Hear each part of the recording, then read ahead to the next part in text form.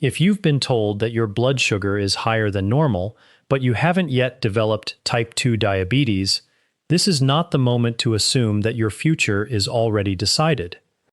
In fact, this may be one of the most important windows in your health, because prediabetes is a warning zone where your metabolism is beginning to lose its balance, but there is still an opportunity to change direction. Today, I want to walk you through 5 practical ways to help reverse prediabetes naturally. The first is to become more physically active. The second is to eliminate ultra-processed foods and sugary or artificially sweetened sodas. The third is to move toward a predominantly plant-based diet. The fourth is to substantially reduce your overall calorie intake. And the fifth is to lengthen your natural fasting period. These 5 strategies work together because they address several of the underlying problems that push the body toward insulin resistance and eventually type 2 diabetes. But before we get into each one, it is important to understand exactly what prediabetes means.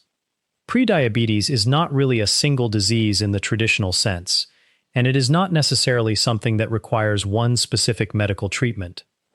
I encourage you to think of it more as a zone of metabolic risk. It is the point where your body begins moving away from normal metabolic function and toward an increasingly higher risk of developing full-blown diabetes. In other words, your metabolism is sending you a warning signal. You are heading toward trouble, but you have not necessarily reached the point of no return. And that distinction matters, because this is precisely why we can talk about reversing prediabetes rather than simply managing its consequences after diabetes has already developed. So, what exactly is happening inside the body? One useful way to understand prediabetes is to compare it with something called metabolic syndrome. Metabolic syndrome is a collection of metabolic problems that tend to occur together. These can include high blood cholesterol and other abnormal blood lipids, elevated blood pressure, and elevated blood sugar. Your doctor can evaluate your blood sugar in several ways, including a blood test called hemoglobin A1C, which gives an indication of your average blood glucose levels over time. Another important feature of metabolic syndrome is an expanding waistline. Think about your body as a kind of living tube. If you could look at your body from the side and imagine what is happening inside that central area, excess fat can gradually expand around the abdomen and inside the abdominal cavity. As your waistline grows, this often reflects an increase in visceral fat, the type of fat stored around internal organs. And this is important because visceral fat is not simply passive storage material. When there is too much of it, it can become metabolically active in harmful ways and promote inflammation throughout the body. It can interfere with systems involved in appetite regulation, blood sugar control, hormones, and many other processes that influence your overall health and well-being.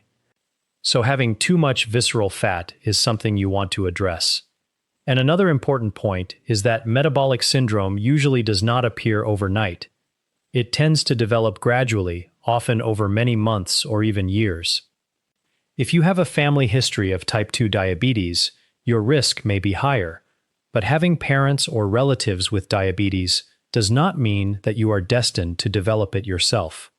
Many people with a strong family history never develop type 2 diabetes because genetics are only one part of the picture. Your daily habits, your diet, your physical activity, your body composition, your sleep, and many other environmental factors can influence how your metabolism behaves. And if prediabetes does develop, there is encouraging news. It can often be reversed, especially when you recognize the problem early and make meaningful changes rather than simply waiting for it to become worse. If prediabetes is ignored, however, the metabolic problems can progress toward type 2 diabetes, one of the major chronic diseases that can affect nearly every system in the body. And even after type 2 diabetes develops, metabolic improvement and sometimes remission are possible for some people, depending on their individual circumstances. But the earlier you intervene, the more opportunity you have to change the direction of your health. This idea of reversing disease is actually much more important than many people realize. For a long time, medicine often approached chronic diseases as conditions that could only be controlled, never meaningfully reversed. But our understanding has changed.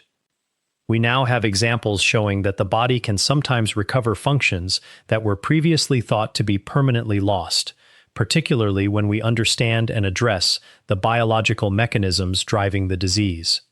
Cancer provides one dramatic example of how medical thinking has evolved. When I was in medical school, advanced cancer was often discussed in terms of progression and control rather than reversal.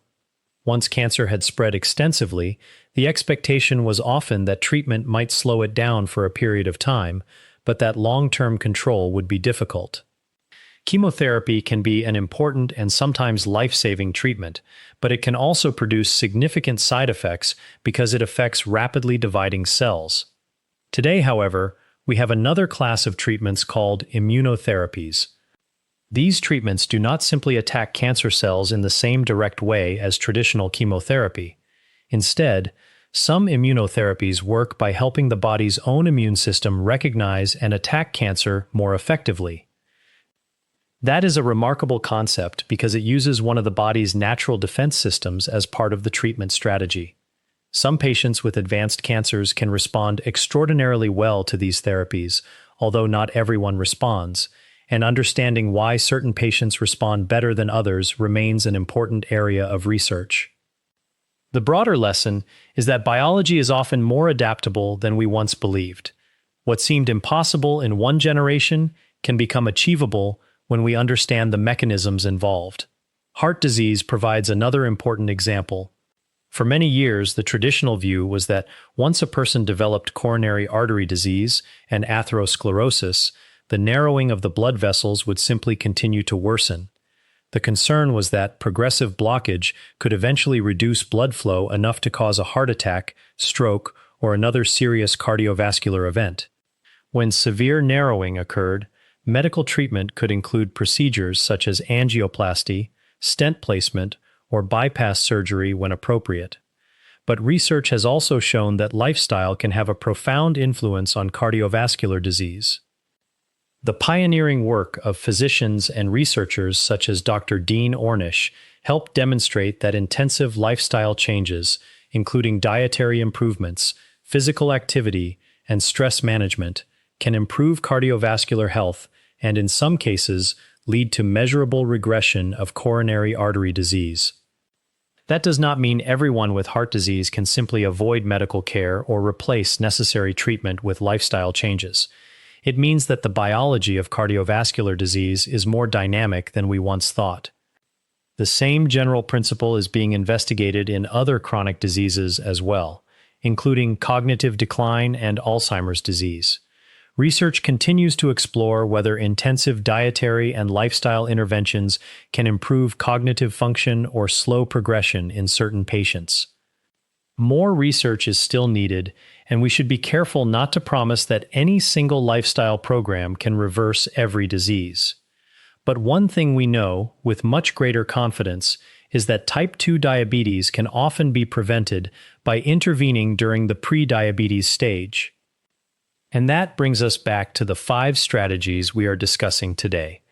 The goal is to move your metabolism away from the unhealthy pattern associated with metabolic syndrome and back toward a healthier metabolic state. One of the central problems in prediabetes is insulin resistance. Insulin is a hormone that helps your body move glucose from the bloodstream into cells, where that glucose can be used or stored as energy. When your cells become resistant to insulin, insulin does not work as efficiently as it should. As a result, glucose remains elevated in the bloodstream. The body senses this problem and often responds by producing even more insulin. But if the underlying insulin resistance continues, more insulin may not solve the problem. Instead, you can end up in a vicious cycle where insulin levels rise while the effectiveness of insulin falls. This is one of the central metabolic problems we need to address. Simply reducing sugar can certainly help, particularly if your diet contains large amounts of sweets, sugary drinks, refined carbohydrates, cakes, candies, and similar foods. But reducing sugar alone is not the entire solution. You need to improve the body's overall metabolic environment and, importantly, help restore insulin sensitivity. Type 2 diabetes is essentially a state in which the body may still produce insulin, but the body's tissues no longer respond to it effectively enough. Blood glucose can therefore continue rising, while the energy contained in that glucose is not being handled properly by the body's cells. Over time, chronically elevated blood sugar can contribute to serious complications involving the eyes, cardiovascular system, kidneys, nerves, and potentially the brain. That is why reversing prediabetes is not simply about changing a number on a laboratory report. It is about protecting the long-term health of your entire body. And the first major step is surprisingly simple. You need to move your body. Physical activity is one of the most powerful tools available for improving insulin sensitivity, and you do not necessarily need an elaborate exercise program to begin benefiting from it. When your muscles are active, they need energy. That activity helps your muscles take up glucose from the bloodstream, and regular exercise can improve the way your body responds to insulin. Over time, this means your body can become more efficient at handling glucose, potentially reducing the metabolic burden placed on the pancreas. The goal is not simply to exercise for the sake of burning calories. You are also sending a biological signal to your muscles and metabolism that they need to become better at using available energy. Aerobic activity is especially useful because it raises your heart rate, increases oxygen use, and engages large muscle groups. That can include walking, brisk walking, dancing, running, using a treadmill, cycling on an exercise bike, or riding a bicycle outdoors. You do not need to choose the most complicated option. The best form of exercise is often one you can perform consistently. Research supports this approach. An analysis involving researchers from Harvard Medical School and universities in China examined multiple randomized controlled trials involving thousands of people with prediabetes. The findings showed that regular aerobic exercise, performed several times per week, can significantly improve insulin sensitivity and blood glucose control. The researchers also observed benefits related to body mass index, or BMI, which is one imperfect but still useful measure of body size and metabolic risk. The larger point is that physical activity directly influences the way your body handles glucose. Your muscles are not simply machines that move your skeleton. They are major metabolic organs, and when you activate them regularly, you are giving your body an opportunity to process glucose more effectively. So if you are trying to reverse prediabetes, becoming physically active is not an optional extra. It is one of the foundational steps. But exercise is only the beginning, because what you put into your body can either support or undermine those metabolic improvements. And that brings us to the second major strategy, removing ultra-processed foods and sodas from your routine. Ultra-processed foods and soft drinks are common parts of modern diets, and many people consume them without realizing how much they may be contributing to their overall calorie intake and metabolic problems. These foods can provide large amounts of calories while offering relatively little of the protective compounds found naturally in whole foods. When we talk about empty calories, we mean calories that provide energy but very little fiber, polyphenols, vitamins, minerals, and other biologically active compounds that come naturally with minimally processed plant foods. Ultra-processed foods can also contain combinations of refined starches, added sugars, preservatives, artificial colors, artificial flavors, and other additives. And one area that deserves particular attention is the gut microbiome. Your digestive tract contains an enormous community of microorganisms that interact with your metabolism and immune system. These bacteria are not simply passengers inside your digestive system. They can influence how efficiently your body processes nutrients, how your immune system behaves, and aspects of insulin sensitivity. When the gut microbiome is disrupted, metabolic health may also be affected. This is one reason why a diet dominated by highly processed foods can be problematic. The concern is not that eating one processed food on one occasion will suddenly cause diabetes. It is the overall pattern that matters. If ultra-processed foods and sugary beverages become a regular part of your diet, they can make it much easier to consume excess calories while displacing healthier foods. And if you are serious about reversing prediabetes, this is a pattern worth changing. Sugary sodas are an obvious example because they can deliver a large amount of rapidly absorbed sugar without providing much nutritional value. But artificially sweetened drinks and heavily processed diet products also deserve consideration, particularly because of their potential effects on dietary patterns and the gut microbiome. The simplest approach is to move away from these products and toward foods that look much more like the foods they came from. So what exactly qualifies as ultra-processed food? There are different scientific definitions, but a practical way to think about it is this. If a product is manufactured in a factory, contains a long list of ingredients, and includes substances you would never recognize as ingredients in a traditional kitchen, it is probably highly processed. A useful rule of thumb is to ask whether your grandmother would recognize most of the ingredients as food. If the answer is no, that product probably should not be forming the foundation of your diet. And once you begin removing these foods, you create room for the third strategy, which is to replace them with foods that actively support metabolic health. The third strategy is to move toward a predominantly plant-based diet. Now, when I say plant-based, I am not suggesting that every person needs to follow a completely vegan diet or eliminate every animal product from their meals. The important idea is to make whole and minimally processed plant foods the foundation of what you eat.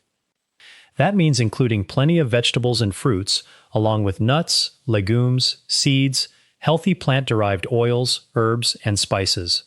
These foods are important because they contain a remarkable collection of natural compounds that can interact with your metabolism in beneficial ways. Some of the healthiest dietary patterns in the world have traditionally been built around these foods. Think about a traditional Mediterranean dietary pattern, or many traditional Asian dietary patterns. Although these cuisines are very different from one another, they share something important. They tend to include abundant vegetables, fruits, legumes, nuts, seeds, herbs, spices, and other minimally processed plant foods. And there is a reason these dietary patterns are consistently associated with better metabolic health. Plant foods provide dietary fiber and a wide range of compounds called polyphenols and other bioactive substances. These compounds are not simply nutrients that provide calories. They can interact with biological pathways involved in inflammation, metabolism, blood vessel health, and the way your body handles energy. For example, plant foods contain compounds such as chlorogenic acid, lycopene, ellagic acid, and many others. You do not need to memorize the names of these compounds. What matters is understanding that plants produce a huge variety of protective molecules, and when you regularly eat a diverse range of plant foods, you are exposing your body and your gut microbiome to many of these natural bioactives. Some of these compounds may help reduce excessive inflammation and support healthier metabolic function. And this becomes especially relevant when we are talking about excess body fat and insulin resistance. As visceral fat increases, it can contribute to a more inflammatory environment inside the body. Reducing that harmful visceral fat can therefore be an important part of improving insulin sensitivity. A healthy, plant-rich diet can help, because plant foods tend to be nutrient-dense and rich in fiber, while many are relatively low in calories compared with highly processed foods. Fiber also helps you feel full, which can make it easier to control your total calorie intake without constantly feeling deprived. And there is another benefit that is often overlooked. The fiber in plant foods becomes food for certain beneficial bacteria in your gut. Those microorganisms can produce compounds that interact with your metabolism and may support better glucose regulation. So when you eat more whole plant foods, you are not only feeding yourself, in a sense, you are also feeding the microbial community that lives inside your digestive tract. That relationship is one of the fascinating aspects of human biology. Your health is not determined only by the cells that make up your body. It is also influenced by the enormous ecosystem of microorganisms living in and on you, and your diet helps determine which of those microorganisms thrive. This is one reason why a predominantly plant-based diet can be so valuable for someone trying to improve metabolic health. It gives you fiber, polyphenols, vitamins, minerals, and other natural compounds while helping shift your overall eating pattern away from heavily processed foods. And there is no reason for healthy food to be boring. In fact, some of the world's most flavorful cuisines are built around plant-based ingredients. Walk into a Mediterranean restaurant and look at the menu. You will find vegetables prepared with olive oil, herbs, legumes, whole grains, nuts, seeds, and a wide variety of other ingredients that can fit into a metabolic health-focused diet. The same is true when you explore traditional Asian cuisines. There are countless dishes built around vegetables, legumes, mushrooms, herbs, spices, and other plant foods. The goal is not to make food feel like medicine. The goal is to make healthy food so normal and enjoyable that you naturally want to eat it. When the foods supporting your metabolism are also delicious, it becomes much easier to maintain the pattern over the long term. And that matters because reversing prediabetes is not about following a perfect diet for 3 days or 3 weeks. It is about creating a sustainable metabolic environment that you can maintain over months and years. The fourth strategy is to substantially decrease your overall calorie consumption. This is an area where many people misunderstand what calories actually represent. A calorie is simply a unit of energy. Your body needs energy constantly. You need energy to breathe, maintain your body temperature, circulate your blood, keep your brain functioning, repair tissues, and simply stay alive. And when you walk, exercise, climb stairs, run to catch a flight, or perform any other physical activity, your energy requirements increase. Food provides that energy. Your metabolism uses some of it immediately, while excess energy can be stored for later use. One of the body's major energy storage systems is fat. You can think of body fat as one of your fuel storage systems. The analogy is similar to a car. A car needs fuel to operate, and whatever fuel is stored in its tank can be used later. Your body also stores energy, but unlike a rigid automobile fuel tank, your fat tissue is biologically flexible. Fat cells can expand substantially as they store more energy. This is one reason chronic overeating can create a problem. Imagine that you go to a gas station and keep filling your car long after the tank is full. You cannot simply keep adding fuel indefinitely to the same rigid tank, but your body has a much more flexible storage system. When existing fat cells become enlarged, additional energy can continue to be stored, and your body can create additional fat cells as needed. This allows the storage capacity to keep expanding. If you repeatedly consume more energy than your body needs, day after day, week after week, and month after month, you can gradually accumulate more and more body fat. And the location of that fat matters. When excess fat accumulates around the abdomen and internal organs, the resulting visceral fat can become metabolically active and inflammatory. This is not simply a cosmetic issue involving the size of your waistline. Visceral fat can influence hormones and signaling molecules that affect how your body handles glucose. One of the molecules involved is adiponectin. Adiponectin is a hormone produced by fat tissue that is associated with healthier metabolic function and insulin sensitivity. When fat tissue becomes dysfunctional and inflamed, adiponectin levels and activity can be affected. That can make it harder for insulin to do its job effectively. And once insulin becomes less effective, blood glucose can remain elevated. That is the metabolic pattern we see in prediabetes.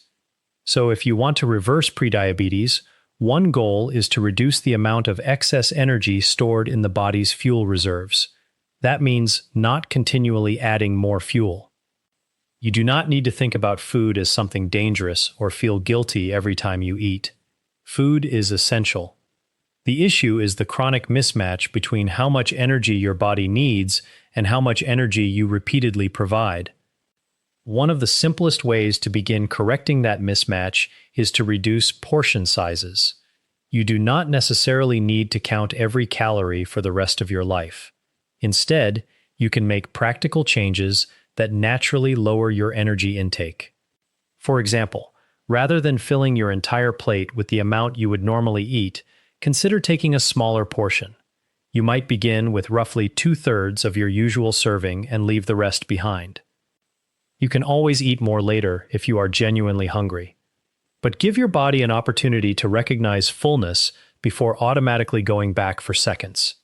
And this is where an old habit called the clean plate mentality can become counterproductive. Many of us were raised to believe that we should finish everything on our plate, regardless of whether we were still hungry.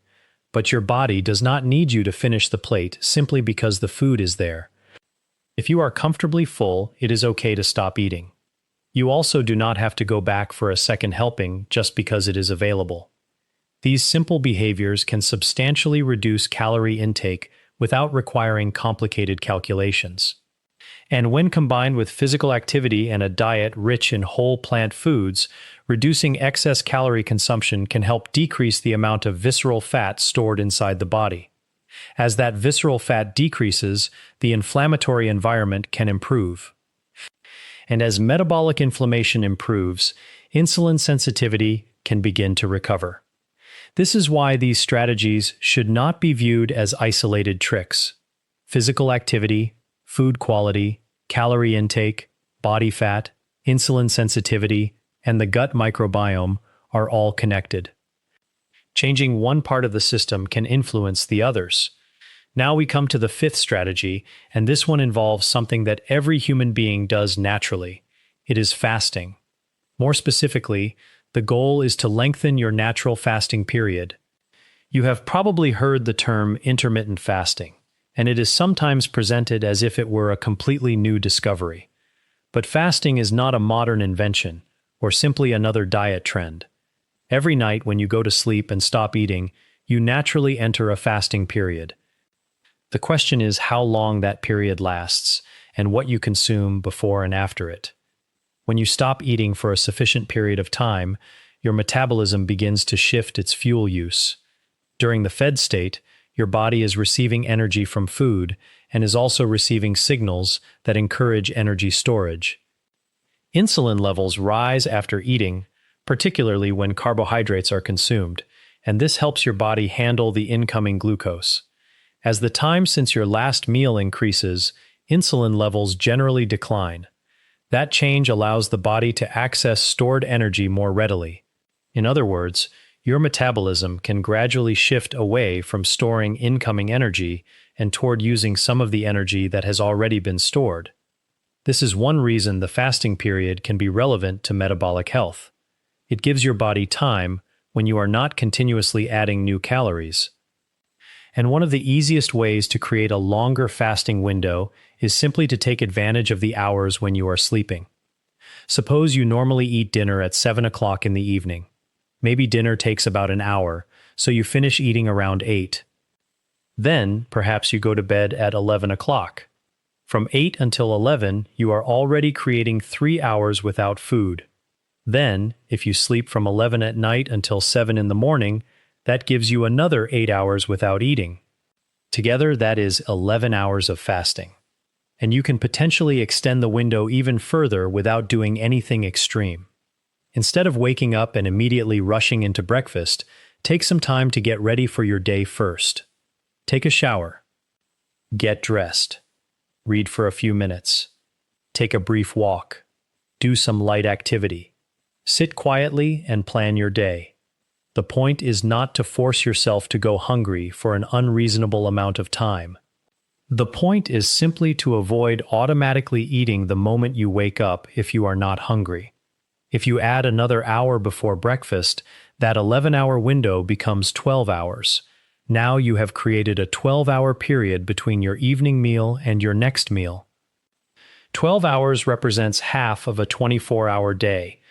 That means half of your day is spent in a period without food, allowing insulin levels to remain lower for a longer stretch and giving your body more time to draw upon stored energy. This does not mean that fasting is a magical switch that instantly burns away visceral fat. And it does not mean everyone should follow the same fasting schedule. People have different health conditions, medications, nutritional needs, and lifestyles. But extending the natural overnight fasting period can be a simple strategy for reducing unnecessary late-night eating and improving overall calorie control. And that is an important distinction. Sometimes the benefit of a longer fasting window may come partly from what you are not eating during that period.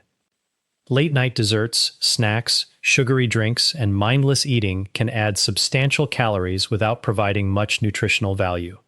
If you finish dinner, put your dishes away, and decide that your eating for the day is finished, you remove an entire period when unnecessary calories might otherwise enter your body. That can make the overall metabolic equation much more favorable. The important thing is to approach this thoughtfully rather than turning fasting into an extreme competition. The goal is better metabolic health, not simply seeing how long you can avoid food. And when these 5 strategies are combined, they begin to form a coherent approach to reversing prediabetes. You move your body to improve insulin sensitivity. You remove ultra-processed foods and sodas to reduce unnecessary calories and support a healthier dietary pattern. You increase whole plant foods to provide fiber and beneficial bioactive compounds. You reduce excessive calorie consumption so your body has less surplus energy to store as fat. And you extend your natural overnight fasting period to create more time between meals. Together, these changes can help move your metabolism in a healthier direction. But there is one more important point before we finish. Prediabetes should not be treated as something you diagnose entirely by yourself. If you have been told that you have prediabetes or you suspect that you may have it, you should speak with your doctor and receive an appropriate medical evaluation. Your doctor can review your medical history, medications, blood pressure, body composition, blood glucose, hemoglobin A1C, cholesterol, and other relevant factors. That evaluation matters because abnormal blood sugar can occur alongside other medical conditions, and sometimes there are additional factors contributing to metabolic problems that need to be identified. Lifestyle changes can be powerful, but they should complement appropriate medical care rather than replace it. And the earlier you understand what is happening inside your body, the more opportunity you have to make changes while the metabolic system still has considerable flexibility. Prediabetes is a warning, but a warning is also an opportunity. Your metabolism is constantly responding to the signals you give it through movement, food, sleep, meal timing, and body composition. The goal is to give those signals a healthier direction, consistently and patiently. That is how meaningful change begins. Let's bring all 5 strategies together, because the real power does not come from treating them as 5 separate tricks. It comes from understanding how they work together as one metabolic system. When you become physically active, your muscles become better at using glucose. When you reduce ultra-processed foods and sugary beverages, you remove a major source of unnecessary calories and reduce your dependence on foods that can interfere with a healthy dietary pattern. When you emphasize whole plant foods, you provide your body with fiber and a wide variety of naturally occurring compounds that support metabolic health. When you reduce excessive calorie intake, you give your body a chance to draw down some of the energy that has accumulated in storage. And when you extend your natural overnight fasting period, you create more time between meals, during which insulin levels can fall and your body can increasingly rely on stored energy. This is the bigger picture of metabolic health. Your body is not a collection of isolated organs operating independently. Your muscles communicate with your liver. Your liver communicates with your fat tissue. Your gut microbiome interacts with your immune system and metabolism. Your pancreas responds to changes in blood glucose and energy balance. And all of these systems are constantly adjusting to the signals created by what you eat, how much you move, how much energy you consume, and how long you go between meals. That is why prediabetes should not be viewed simply as a blood sugar problem.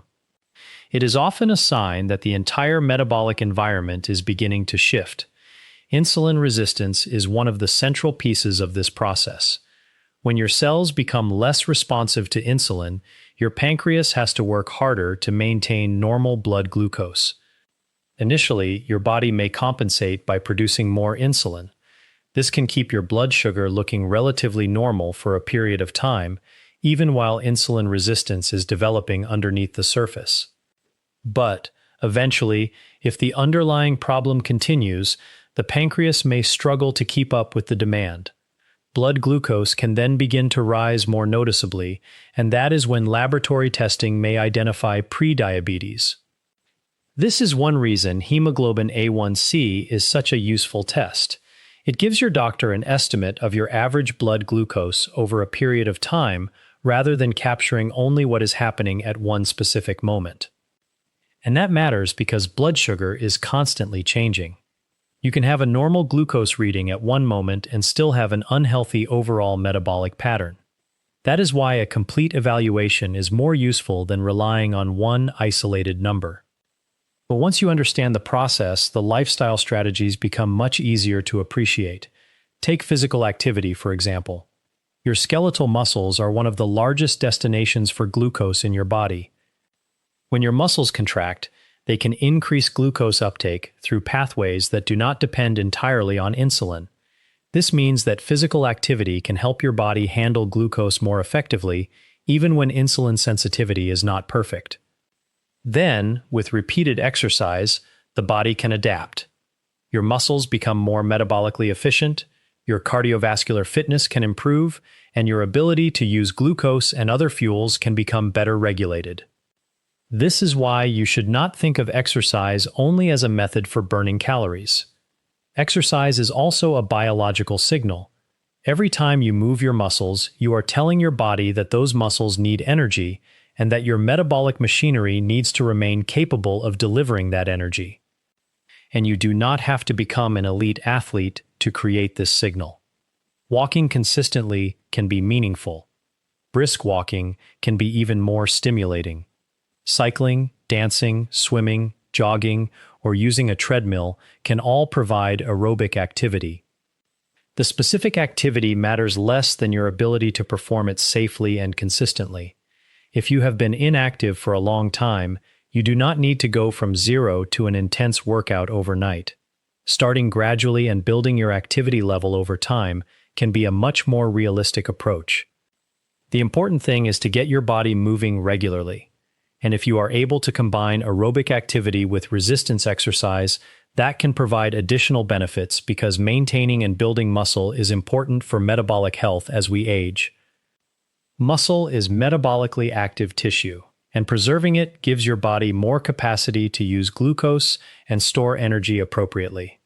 But movement alone cannot compensate for a diet dominated by ultra-processed foods. That brings us back to the second strategy. Think about what happens when you drink a sugary soft drink. You can consume a large amount of sugar in a very short period of time, and because the drink provides little fiber and requires almost no chewing, it can be remarkably easy to consume without feeling satisfied. The calories arrive quickly, but the fullness signal may not match the amount of energy you have consumed. The same general issue can occur with many ultra-processed foods. They are often designed to be convenient, highly palatable, and easy to eat. You can consume a large quantity before your brain and digestive system have enough time to register that you have had enough. This is one reason portion control becomes difficult when much of the diet consists of highly processed products. By contrast, whole foods often require more chewing and digestion, and foods rich in fiber and water tend to provide more physical volume for fewer calories. A large plate of vegetables, for example, can occupy substantial space in your stomach while delivering relatively little energy compared with a small amount of calorie-dense processed food. This is one reason dietary quality and calorie control are so closely connected. You do not always need to consciously count every calorie if you build your diet around foods that naturally support satiety. This is also where the plant-based strategy becomes particularly important. Whole plant foods provide fiber that slows digestion and can help regulate the movement of nutrients through your digestive tract. That can influence how quickly glucose enters the bloodstream after a meal. Fiber also interacts with the gut microbiome, where beneficial bacteria can ferment certain types of fiber and produce metabolites that influence health. This is a complex field of research, but the basic message is straightforward. The food you eat affects the ecosystem living inside your digestive system. And that ecosystem can influence metabolic processes throughout the body. This is one reason I would encourage you to think about food not only in terms of calories, but also in terms of biological information. A calorie tells you how much energy a food contains. But it does not tell you everything about what that food is doing inside your body. Two foods can contain similar amounts of calories and still have very different effects on satiety, blood glucose, digestion, inflammation, and the gut microbiome. That is why the quality of those calories matters. A handful of nuts, for example, provides calories, but it also provides fiber, healthy fats, minerals, and a range of plant compounds. A heavily processed snack might provide a similar amount of energy while delivering much less of that biological complexity. The same principle applies to beverages. Water, unsweetened tea, and other minimally processed drinks are very different from beverages loaded with added sugar. And when you are trying to reverse prediabetes, liquid calories can be particularly easy to overlook. People often think about the food on their plate, but forget what they are drinking throughout the day. A sugary beverage can add hundreds of calories over time without creating the same sense of fullness as solid food. So removing sodas and sugar-sweetened drinks can be one of the simplest changes you can make. You are not losing an essential nutrient by eliminating soda. You are simply removing a concentrated source of added sugar and calories and replacing it with something that better supports your metabolic goals. Now, let's return to body fat, because this is where calorie intake becomes particularly important. When you consistently consume more energy than your body uses, some of that excess energy must be stored. Your body is remarkably good at storing energy because, from an evolutionary perspective, energy storage was an advantage. Food was not always available in unlimited quantities. The ability to store excess energy during times of plenty helped humans survive periods when food was scarce. The problem is that modern life has created the opposite environment for many people. Energy-dense food is available almost everywhere, at almost every hour of the day. You can eat in your car, at your desk, while watching television, while working on your computer, or late at night before going to bed. Food is no longer limited by daylight, season, or physical availability. And when highly palatable food is constantly available, it becomes remarkably easy to consume more energy than your body requires. That excess energy has to go somewhere. One of the primary storage locations is adipose tissue, or body fat. As fat tissue expands, its biological behavior can change. This is particularly important when fat accumulates around the organs of the abdomen. Visceral fat can produce inflammatory signals and other molecules that affect the function of nearby tissues and distant organs. It can also interfere with normal hormonal communication. That creates a metabolic environment in which insulin may become less effective. And when insulin is less effective, the pancreas may compensate by producing more of it. So you can see the cycle. More energy intake can contribute to more fat storage. More visceral fat can contribute to inflammation and metabolic dysfunction. That can contribute to insulin resistance. Insulin resistance can lead to higher insulin levels and eventually higher blood glucose. And persistent high blood glucose can push you closer to type 2 diabetes. The good news is that this cycle is not necessarily irreversible. Reducing excess body fat, particularly visceral fat, can improve several aspects of metabolic health. This is one reason weight loss can be helpful for people with prediabetes, but I would encourage you to focus on metabolic improvement rather than becoming obsessed with the number on a scale. Your waist circumference, blood pressure, blood glucose, hemoglobin A1C, triglycerides, cholesterol, physical fitness, and overall health are also important indicators. The number on the scale is only one piece of the picture. You can become metabolically healthier without transforming yourself into a completely different person. Even modest improvements in diet, activity, and body composition can have meaningful effects. And this is where portion control becomes practical. Imagine your usual dinner plate.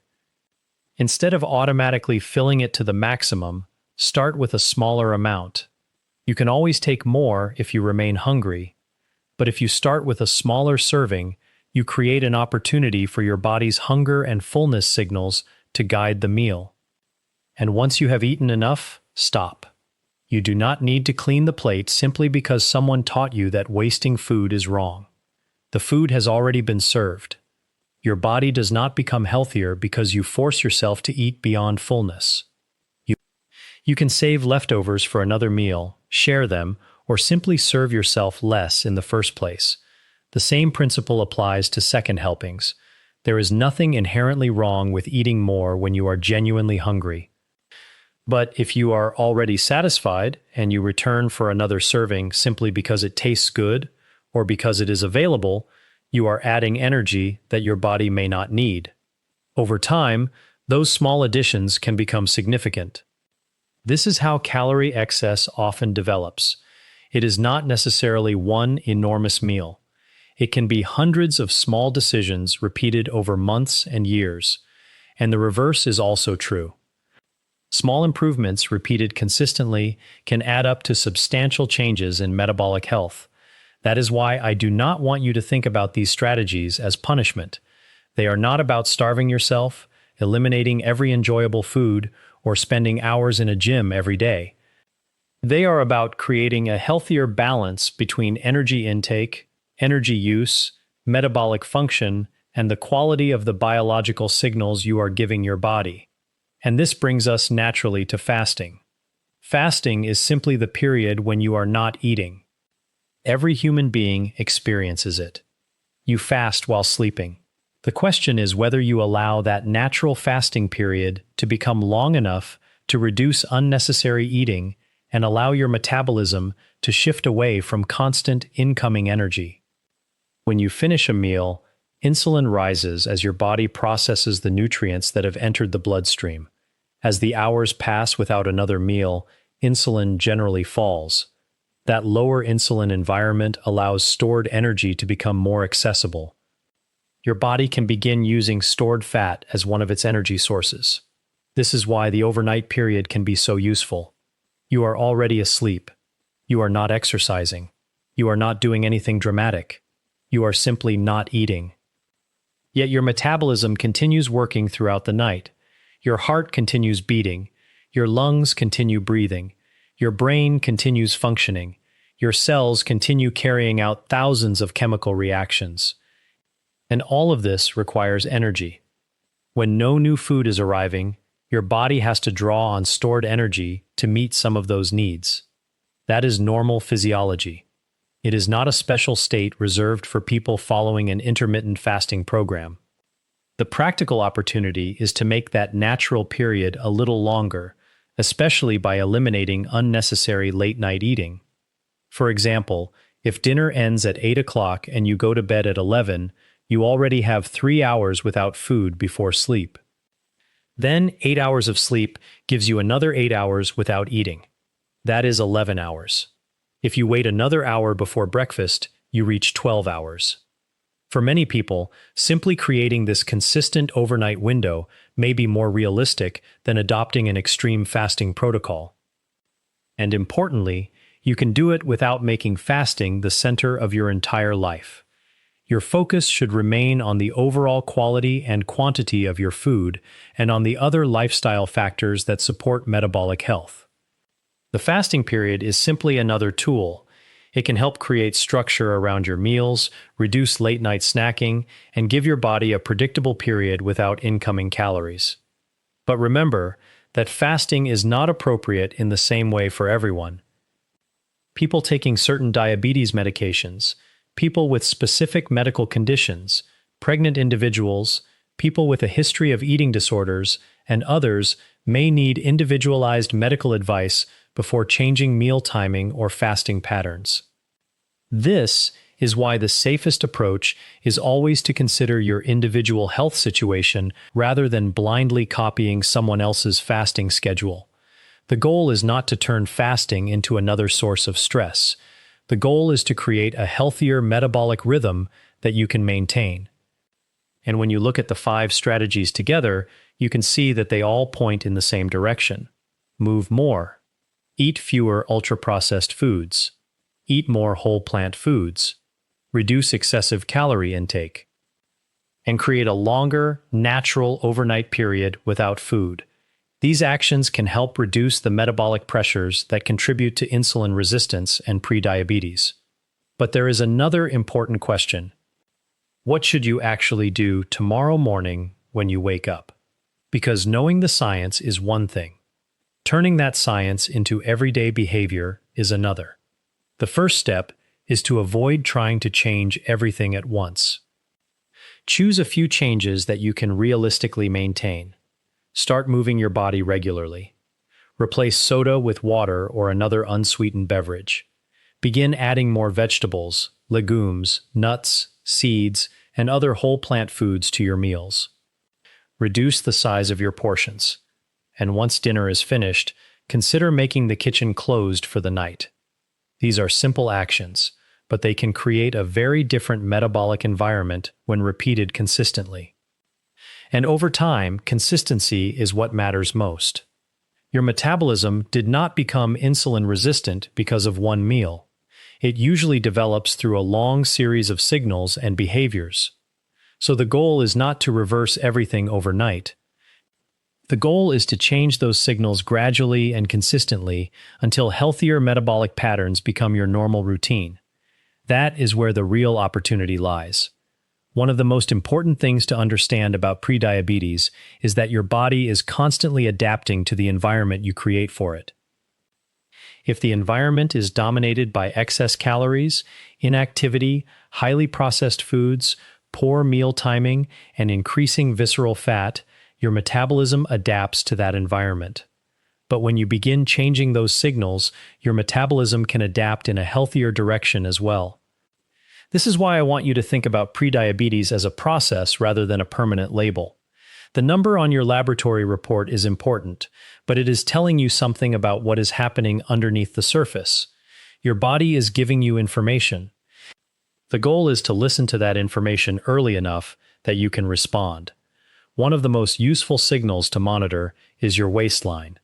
As we discussed earlier, an expanding waist can indicate increasing visceral fat, and visceral fat is particularly important because it is metabolically active.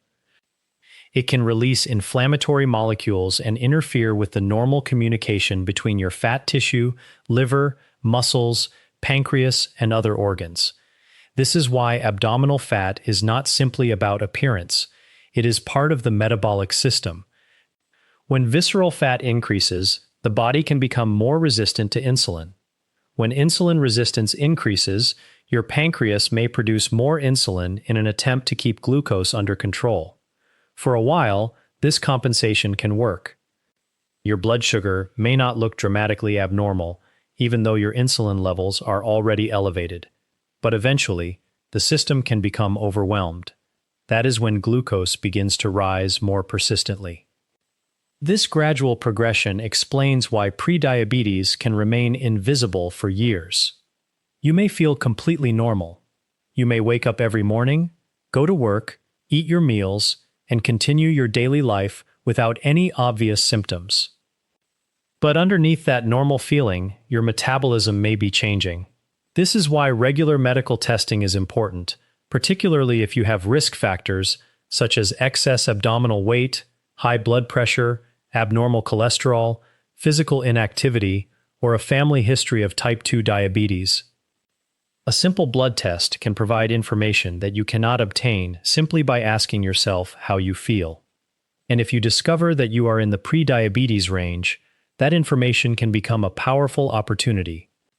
It gives you a chance to intervene before persistent high blood glucose causes more serious problems. This is where the 5 strategies become practical. Let's begin again with physical activity, because movement is one of the most direct ways to communicate with your muscles. Every time your muscles contract, they require energy. That demand stimulates your body to move glucose and other fuels into those tissues. Regular activity also improves cardiovascular fitness, helps maintain muscle mass, and can contribute to healthier body composition. And remember, you do not have to think of exercise as a punishment for eating. That is the wrong relationship with movement. Exercise is a form of communication with your biology. You are telling your muscles that they are needed. You are telling your cardiovascular system that it needs to deliver oxygen efficiently. You are telling your metabolism that energy must be moved, used, and regulated. Even something as simple as taking a brisk walk after a meal can be useful because your muscles are actively using glucose during that period. You can build activity into your day in ways that do not require a gym membership. Walk while talking on the phone. Take the stairs when appropriate. Park farther away from the entrance. Take a short walk after meals. Stand up regularly if your work requires long periods of sitting. And if you enjoy structured exercise, use a treadmill, bicycle, swimming pool, dance class, or another activity that keeps you moving. The important thing is consistency. 30 minutes of activity performed regularly is generally more useful than one exhausting workout followed by several days of inactivity. Your body responds to repeated signals. And the same principle applies to food. You do not need one perfect meal. You need a pattern of meals that consistently supports metabolic health. That means reducing ultra-processed foods and replacing them with foods that are closer to their natural form. Think about the difference between eating an apple and drinking a sugary apple-flavored beverage. The two products may both contain something that tastes like fruit, but biologically they are very different. The whole apple contains fiber, water, vitamins, minerals, and numerous plant compounds. A highly processed beverage may deliver sugar rapidly without providing the same structure or fullness. This distinction becomes especially important when you are trying to control blood glucose and total calorie intake. The same idea applies to grains. A whole or minimally processed grain is very different from a highly refined product that has been transformed and combined with added sugars, oils, flavorings, and other ingredients. This does not mean you must fear every packaged food. Some packaged foods are minimally processed and can fit perfectly well into a healthy diet. The problem is the overall dependence on products that have been heavily reformulated and engineered for convenience and palatability. When these foods become the majority of the diet, they can crowd out the foods that provide the fiber and bioactive compounds your metabolism needs. This is why I prefer to think about addition rather than only restriction. Instead of simply saying, "I cannot eat this," ask yourself, what can I add to my plate that makes this meal healthier? Add vegetables, add legumes, add nuts or seeds, add herbs and spices.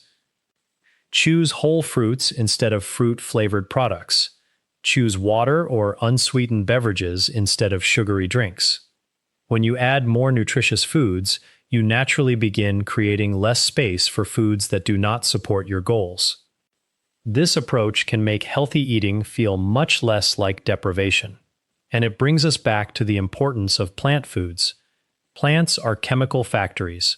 They produce thousands of compounds to protect themselves from environmental stress, sunlight, insects, and disease. When we eat plants, we consume some of these compounds. Many of them interact with our own biology in ways that researchers are still working to fully understand. Polyphenols are one important group.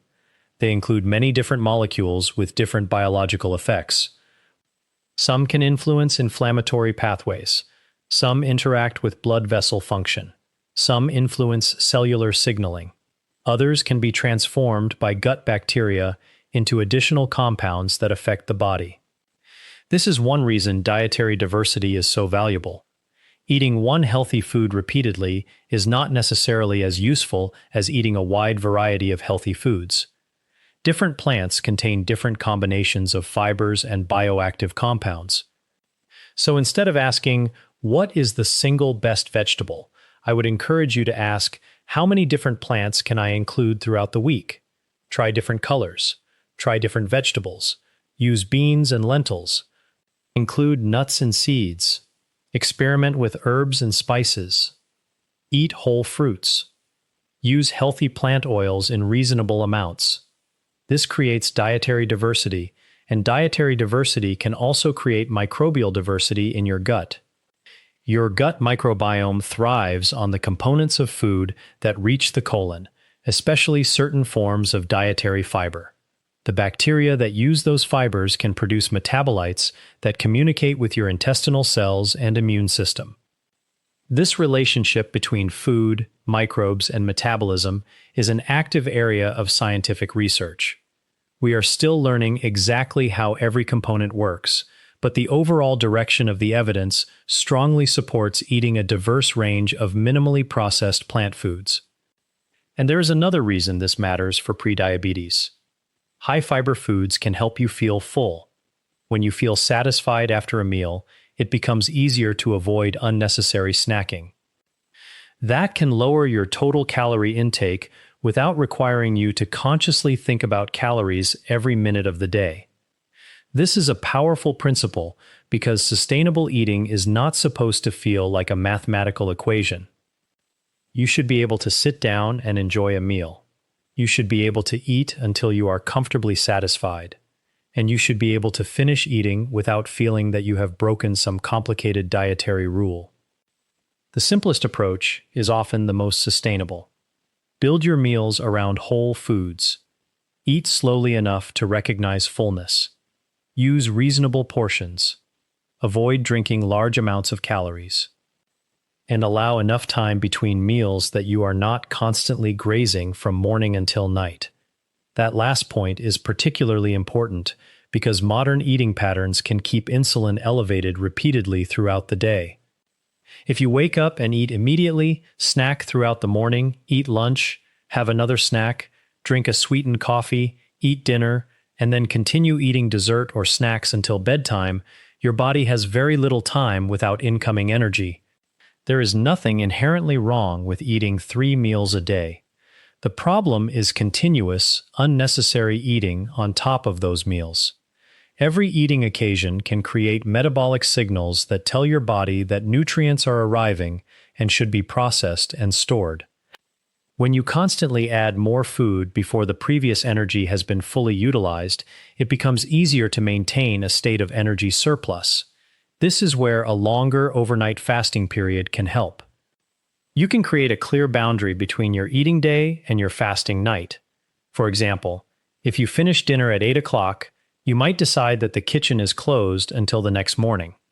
That means no cookies while watching television, no handful of chips while scrolling through your phone, no sugary drink before bed, no unnecessary midnight dessert. Instead, you allow your body to enter the overnight fasting period. As the hours pass, insulin levels generally decline, and the body can increasingly access stored energy. This does not mean that every hour of fasting produces a dramatic metabolic transformation. The physiology is more gradual than that. But extending the time between your last meal and your next meal can reduce total calorie intake and provide a predictable period when you are not continually adding energy. For many people, the easiest fasting period is the one they already have at night. You are asleep, so you are not thinking about food. And because sleep itself is essential for metabolic health, you can combine 2 beneficial behaviors by simply avoiding late-night eating and maintaining a consistent sleep schedule. Sleep deserves attention here because insufficient or disrupted sleep can affect appetite regulation, glucose metabolism, and hormonal signals related to hunger and fullness. So if you are trying to improve metabolic health, do not focus exclusively on food. Think about the entire lifestyle pattern. Move regularly. Eat nutritious foods. Avoid unnecessary processed calories. Maintain a healthy sleep routine. And create predictable periods without food. These behaviors reinforce one another. And as your lifestyle becomes more consistent, your body has a greater opportunity to regain metabolic flexibility. Metabolic flexibility is essentially your body's ability to switch between different fuel sources and respond appropriately to changing energy demands. When you eat, you use incoming nutrients. When you stop eating, you can increasingly rely on stored energy. When you exercise, your muscles increase their energy requirements. A healthy metabolism needs to be able to adapt to these changing conditions. Insulin resistance can interfere with this flexibility. Your body becomes less efficient at moving glucose into cells, and more insulin may be required to accomplish the same task. But lifestyle changes can improve the environment in which these processes occur.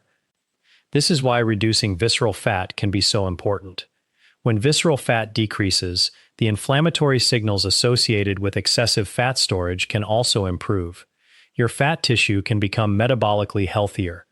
Hormonal signaling can improve. Insulin can become more effective, and blood glucose can become easier to control. The process is not necessarily immediate. Your body needs time to adapt, but the changes can begin much sooner than many people realize. Even before you see a dramatic change on the scale, physical activity can improve insulin sensitivity.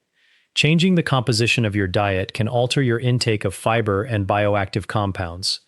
Reducing sugary beverages can immediately reduce a source of rapidly absorbed calories.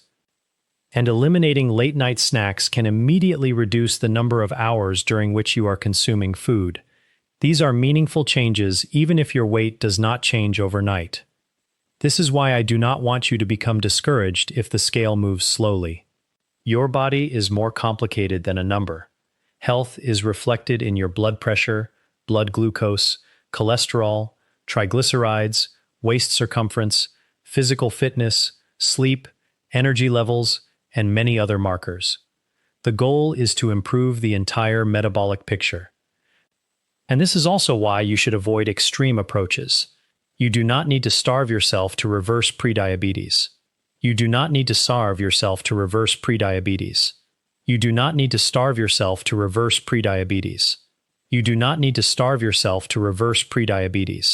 You do not need to starve yourself to reverse prediabetes. You do not need to starve yourself to reverse prediabetes. You do not need a collection of expensive supplements, and you do not need to follow the latest internet trend simply because someone promises rapid results. The fundamentals remain remarkably powerful. Move your body. Eat real food. Eat plenty of plants. Reduce excess calories. Give your metabolism some time without food, and repeat these behaviors consistently. That is much more sustainable than jumping from one extreme diet to another. There is also an important psychological component to this. If you approach lifestyle change with the idea that you are permanently giving up everything you enjoy, you may eventually become frustrated and return to your old habits. Instead, think about building a new normal. You are not simply taking foods away. You are creating a different relationship with food. You are learning to recognize hunger and fullness. You are learning which foods give you sustained energy and which foods leave you wanting more. You are learning to enjoy movement rather than seeing it as punishment. And you are learning that health is built through repeated decisions rather than one perfect day. That mindset can make a major difference. Because the objective is not simply to lower your blood sugar for a short period. The objective is to create a metabolic environment that makes healthier blood sugar regulation more likely for years to come. And that is exactly why intervening during prediabetes is so valuable. You still have an opportunity to change the trajectory before the disease becomes more advanced. But you also need to know when lifestyle changes are not enough on their own. If your blood glucose remains elevated, if your A1C continues to rise, if you have significant risk factors, or if you develop symptoms that concern you, medical evaluation is essential. Your doctor can determine whether you have prediabetes, diabetes, or another condition that needs attention. And if medication is recommended, that does not mean you have failed. Medication can be an important part of medical care when it is appropriate. Lifestyle changes and medical treatment are not enemies. They can work together. The important thing is to make decisions based on your individual health rather than trying to follow a universal formula. So as you think about these 5 strategies, remember the central message. Prediabetes is a warning signal, but it is also a window of opportunity. The body is remarkably responsive to changes in movement, nutrition, energy balance, and meal timing. When you give your metabolism healthier signals consistently, you can create conditions that support better insulin sensitivity and healthier blood glucose regulation. And the next step is to turn these ideas into simple actions that you can actually follow in your everyday life. So let's bring everything together and turn these ideas into a practical approach that you can actually use in your own life. The first strategy is physical activity. You do not have to become a marathon runner, and you do not need to spend hours inside a gym. What matters is that you move your body consistently and give your muscles regular opportunities to use glucose. Walking is an excellent place to begin. Brisk walking can raise your heart rate and engage large muscle groups without requiring complicated equipment. Cycling, swimming, dancing, jogging, or using an exercise machine can also work. If you have been inactive, start at a level that is appropriate for you and gradually increase the amount and intensity as your fitness improves. And remember that movement throughout the day counts as well. A short walk after a meal, taking the stairs, standing up regularly, or walking while talking on the phone can all help reduce the amount of time you spend completely sedentary. The important thing is to make movement part of your normal routine, rather than treating exercise as something you do only when you are trying to lose weight. Your muscles are one of the most important tissues involved in glucose metabolism. When you activate them, you increase their demand for energy and encourage your body to handle glucose more effectively. Over time, regular physical activity can improve insulin sensitivity, support cardiovascular health, help maintain muscle mass, and contribute to healthier body composition. That makes exercise one of the strongest foundations for reversing the metabolic changes associated with prediabetes. The second strategy is to eliminate or dramatically reduce ultra-processed foods, sodas, and other highly processed beverages. This does not mean you need to become afraid of every packaged food in your kitchen. It means you should recognize which foods are contributing large amounts of calories while providing relatively little nutritional value. Sugary sodas are a particularly easy place to start because they can deliver a substantial amount of sugar without creating much fullness. Replacing them with water, sparkling water, unsweetened tea, or another low-calorie beverage can make a meaningful difference. The same principle applies to highly processed snacks, sweets, desserts, and other foods that are easy to overconsume. When these foods are a regular part of your diet, they can make it much harder to control energy intake and maintain a healthy metabolic pattern. Ultra-processed foods can also displace healthier choices. If a large portion of your daily calories comes from refined and highly processed products, there is less room for vegetables, fruits, legumes, nuts, seeds, whole grains, and other foods that provide fiber and protective plant compounds. And remember the gut microbiome. Your digestive tract is home to a huge ecosystem of microorganisms that interacts with your metabolism. The foods you eat help shape that ecosystem. A diet rich in dietary fiber from diverse plant foods can support beneficial microbial communities, while a diet dominated by highly processed foods may create a less favorable environment. The science of the microbiome is still developing, and we should not pretend that every detail has been solved. But the broader message is increasingly clear. The quality of your diet influences much more than your calorie intake. It also influences the biological environment in which your metabolism operates. And the third strategy is therefore to make whole plant foods a major part of your diet. Think about vegetables, fruits, beans, lentils, nuts, seeds, herbs, spices, and healthy plant oils. These foods provide dietary fiber along with a wide range of naturally occurring bioactive compounds.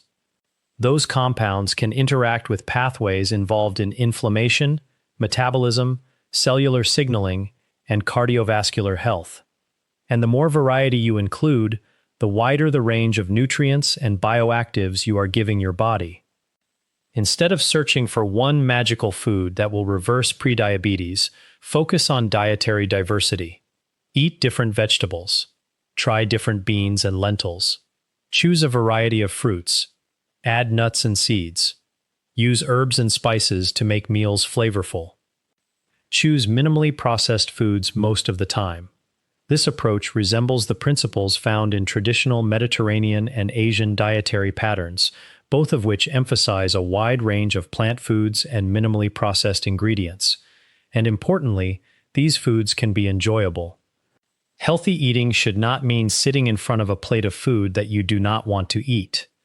The world's healthiest traditional cuisines demonstrate that vegetables, legumes, herbs, spices, nuts, seeds, and whole grains can be combined into meals that are satisfying and full of flavor. The fourth strategy is to substantially reduce excessive calorie consumption. This is not the same thing as starving yourself. Your body needs energy, and food is essential for life. The issue is what happens when you consistently provide more energy than your body needs. That excess energy has to be stored, and much of it ends up in fat tissue. As fat cells expand and visceral fat accumulates around the abdominal organs, the tissue can become increasingly inflammatory and metabolically dysfunctional. That can interfere with insulin signaling and contribute to insulin resistance. So, reducing excess calorie intake can help create the energy deficit necessary for your body to draw down some of those stored reserves. And you can begin doing this with surprisingly simple changes. Do not automatically fill your plate to its maximum capacity. Start with a smaller portion. You can always add more if you are still hungry.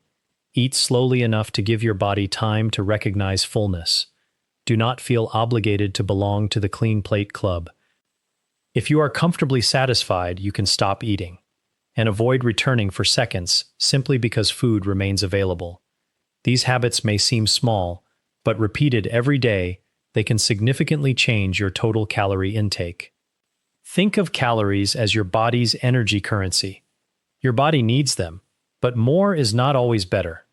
Just as a car does not benefit from carrying unlimited fuel inside an imaginary storage system, your body does not benefit from continuously accumulating excess energy. The goal is to provide enough energy to support your needs while avoiding the chronic surplus that contributes to excess body fat and metabolic dysfunction. And finally, the fifth strategy is to lengthen your natural fasting period. Again, fasting is not something mysterious. You already fast every night while you sleep. The opportunity is simply to make that overnight period a little more consistent and avoid unnecessary eating late in the evening. For example, if you finish dinner at 8 o'clock and go to bed at 11, you already have 3 hours without food before sleep. If you then sleep from 11 until 7 in the morning, you have another 8 hours without eating. That gives you 11 hours. If you take another hour in the morning before breakfast, you reach 12 hours. During this time, insulin levels generally decline because you are no longer receiving incoming nutrients. That allows your body to increasingly access stored energy. This does not mean that 12 hours of fasting is a magical number, and it does not mean that longer fasting is automatically better. The appropriate meal timing depends on the individual. The practical message is simply to stop eating after dinner and avoid turning the evening into an additional meal period filled with snacks and desserts. If you are not hungry, there is no biological requirement to keep eating simply because food is available. Your body can use stored energy during the overnight period, and when this approach is combined with reduced calorie intake, regular exercise, and a diet rich in whole plant foods, it can become part of a broader strategy for improving metabolic health. This is how the 5 strategies fit together. Physical activity helps your muscles use glucose more effectively. Reducing ultra-processed foods and sodas removes many sources of excess calories and helps make room for healthier foods. A predominantly plant-based diet provides fiber and a broad spectrum of natural bioactive compounds that support metabolic and gut health. Reducing excessive calorie intake helps your body draw down some of the energy stored in excess fat. And extending the natural overnight fasting period creates more time between meals when your body is not receiving additional calories and insulin levels can fall. These are not 5 unrelated tricks. They are 5 ways of addressing the same underlying metabolic problem from different directions.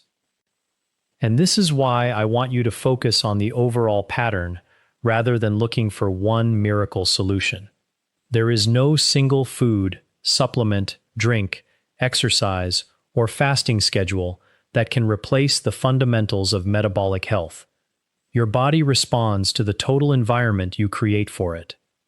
If you consistently provide nutritious food, appropriate amounts of energy, regular physical activity, sufficient sleep, and reasonable periods without eating, you are giving your metabolism a very different set of signals than if you are constantly sedentary, eating highly processed foods, consuming excess calories, and snacking from morning until night.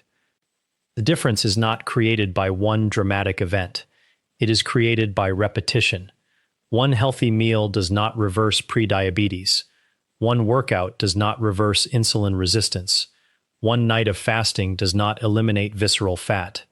But hundreds of healthier choices, repeated over weeks, months, and years, can change the biological environment in which your body operates.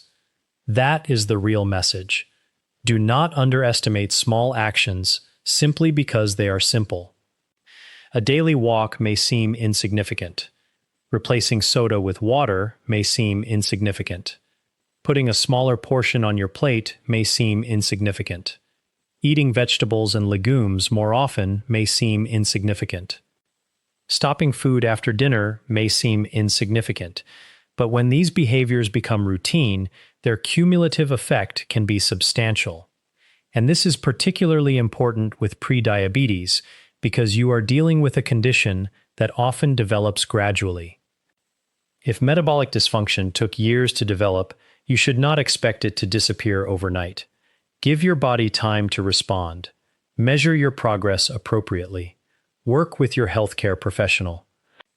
And pay attention not only to your weight, but also to your blood glucose, hemoglobin A1C, blood pressure, cholesterol, triglycerides, waist circumference, fitness, and overall well-being. If those markers begin moving in a healthier direction, that is meaningful progress. There is also something important I want to emphasize about medical care. If you have prediabetes, please do not assume that lifestyle changes mean you no longer need your doctor. You should receive a proper medical evaluation. Your doctor can determine whether your blood glucose truly falls within the prediabetes range and can check for other health problems that may be contributing to your metabolic risk. Depending on your individual situation, your doctor may recommend monitoring, lifestyle intervention, medication, or a combination of these approaches. That decision should be personalized. And if you are taking medication for diabetes or another condition, do not make major changes to your medication or fasting routine without speaking with your healthcare professional. Your body has its own requirements, and what is safe for one person may not be appropriate for another. This is especially important if you have significant medical conditions or are taking medicines that can affect blood glucose. The goal is not to reject modern medicine. The goal is to combine the best of medical knowledge with the powerful effects of healthy daily behavior. We have learned that the body is much more adaptable than we once believed. Prediabetes is not a guarantee that you will develop diabetes. It is a signal that your metabolic system needs attention, and that means you have an opportunity to intervene. You can become more physically active. You can remove sugary drinks and reduce ultra-processed foods. You can make whole plant foods a larger part of your meals. You can reduce excessive portions and avoid continually adding more energy than your body requires. And you can take advantage of the natural fasting period that already occurs while you sleep. These steps may sound simple, but simple does not mean ineffective. In fact, some of the most powerful interventions in medicine are built on basic biological principles. Your muscles need movement. Your cells need appropriate energy. Your gut microbiome responds to the food you provide. Your fat tissue responds to energy balance. Your pancreas responds to glucose and insulin demand. And your metabolism responds to the pattern of signals it receives day after day. So, if you have been told that you have prediabetes, do not simply look at that diagnosis as a prediction of your future. Look at it as information. It is your body's way of telling you that something needs to change while you still have an opportunity to change it. The earlier you act, the more opportunity you have to improve insulin sensitivity, reduce harmful visceral fat, support healthier blood glucose regulation, and lower your long-term risk of progressing to type 2 diabetes. And remember, you do not need perfection. You need consistency. If you have an unhealthy meal one day, that does not erase your progress. If you miss a workout, you can move again tomorrow. If you eat more than you planned at one meal, simply return to your normal healthy pattern at the next meal. Health is not built by being perfect. It is built by returning to healthy behaviors again and again. That is how you create lasting change. So, let me leave you with the 5 principles one final time. Move your body regularly to improve insulin sensitivity. Remove or sharply reduce ultra-processed foods, sodas, and unnecessary sugary beverages. Make a diverse range of whole plant foods the foundation of your diet. Reduce excessive calorie intake by controlling portions and stopping when you are comfortably satisfied. And extend your natural overnight fasting period by finishing dinner and avoiding unnecessary late-night eating. These strategies are simple, but they address some of the major factors involved in metabolic dysfunction. And if you start applying them consistently, while also working with your healthcare professional and monitoring your progress, you can give your body a much better opportunity to move away from prediabetes and toward healthier metabolic function. Prediabetes is a warning, but it can also be a turning point. The goal is not simply to avoid a diagnosis on a piece of paper. The goal is to protect your blood vessels, your heart, your kidneys, your eyes, your brain, your muscles, and your overall ability to live a healthy life for years to come. Your metabolism is responsive. Your body is constantly adapting, and the choices you make today can influence the biological environment your body experiences tomorrow. So start with what you can change, make those changes consistently, and give your body the time and support it needs to respond. And, of course, if you have prediabetes or concerns about your blood sugar, speak with your doctor and get the appropriate testing and evaluation rather than trying to diagnose or treat yourself based only on information from a video. I hope this discussion gave you a clearer understanding of what prediabetes really means, and more importantly, what you can do about it. Thanks for watching, and I'll see you in the next video.